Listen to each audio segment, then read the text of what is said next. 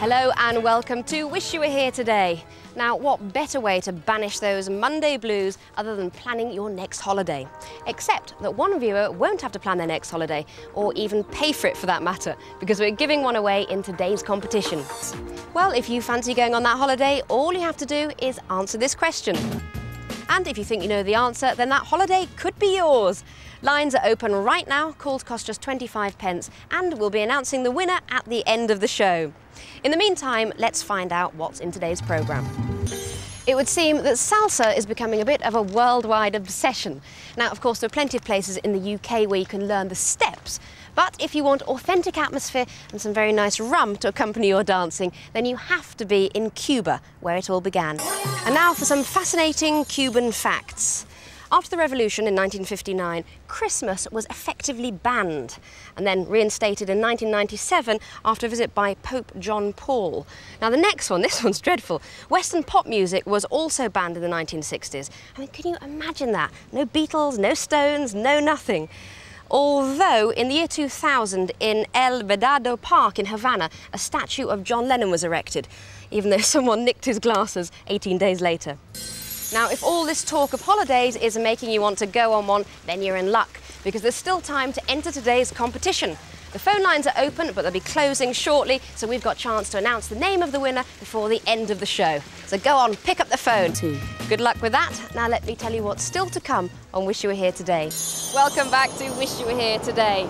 Now, ever since I've been working on this programme, I've had so many of my friends phone me up with recommendations of places to stay, places to visit, and one particular friend, Jeff, one of my best friends, is always banging on about Sitges in Spain.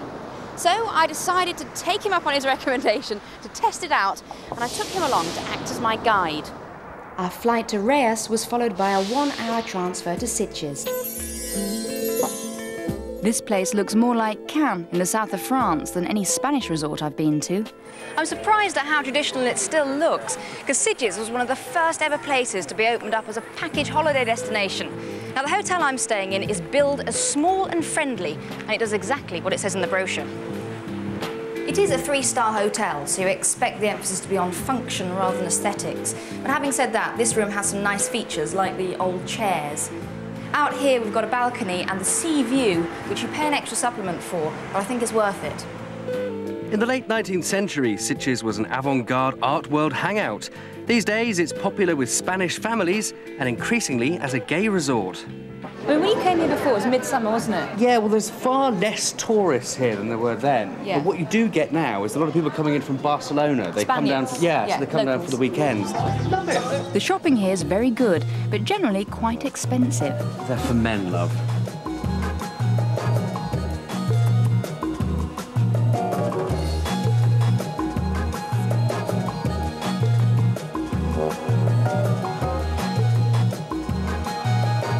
Bruce, what do you think? Yeah, they're really good. Great. So they're 20 euros. It's about 13 quid. Brilliant, take it. And I thought I was picky. I really like Sitges. It's got such a nice feel to it, especially the old town. And the thing is, it's only an hour and a half away. I mean, that's nothing, is it? That's about the same time as it takes me to go to work of a morning. I call this the walk of shame because you have to come down here when you're coming off the beach and everyone lines up on either side to watch you. So, shades on, stomach in. Here we go.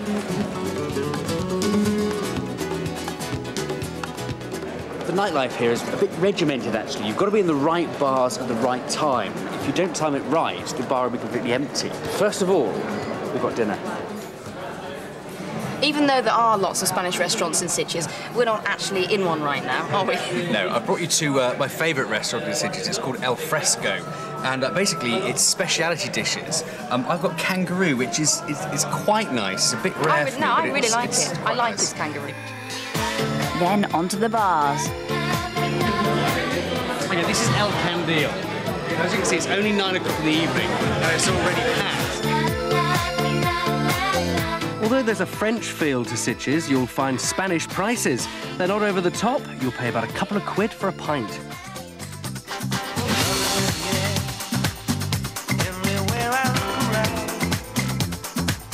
This is Eric. He's been behind the bar for more years than I care to remember. And he must have had so much Botox. Look at his forehead. For a moment. Eric! I want to introduce you to Ruth, a friend of mine. This is Eric. Hi, how are you? How long have you been here then, Eric? In Sitges, 22 years. 22 years? You don't look old enough. Have you had any work done? What Forehead, face? Oh, nothing. It's all natural. Natural. It's a good air of Sitges. There is an underpants bar here when you just wear your underwear. Yeah. I'll check in all the rest of your clothes at the door. Are you serious? Yeah, yeah. I went there once. I was very drunk. Okay, final one at Mediterranean. Honestly, this is fab. I can't. I'm exhausted. I'm so sorry. 3 o'clock in the morning. I need my beauty sleep. I've got to go. A bit late for that, love. See you later.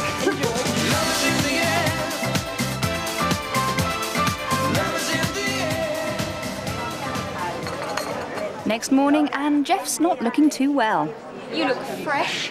How many of the 25 bars did you visit last night? I can remember about 8. 8? So what are we doing today? I mean, have you thought that far ahead? I tell you, all I can face is coffee and the beach. Beach sounds good. I thought I'd show you the nudist beach. Now, basically, that's a 5-minute taxi ride out of town. You don't have to tell the driver where you're going, just ask for the Hotel Atlanta, which is over there. But the first obstacle to negotiate is this sewage works. Believe me, it stinks. Of course, there are beaches much closer to the hotel, literally just across the road. Next, you have to clamber up all of these rocks. And you haven't already fallen over the cliff, you've got to be careful of the railway line. There are several family beaches, both in that direction and that direction. But this particular beach is a gay beach, and if you're a woman holidaying by yourself, it is the place to do a spot of sunbathing because you don't get any hassle at all. Trust me. Well, after a long, hard climb, here we are, just down there. You didn't think I was going to take my clothes off, did you?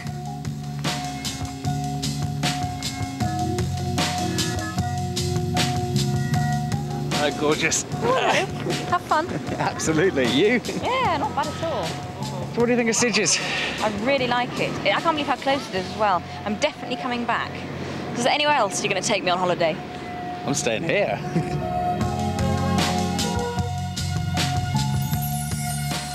Well, as you can see, Sitges is a great place for beaches and for nightlife. In fact, its main party street is known as Sin Street. I mean, how can you not go out in somewhere known as Sin Street? But if the bars and beaches aren't enough for you, then you can always tie it in with a trip to Barcelona. It's less than 1 hour away, and there are regular trains to and from the city.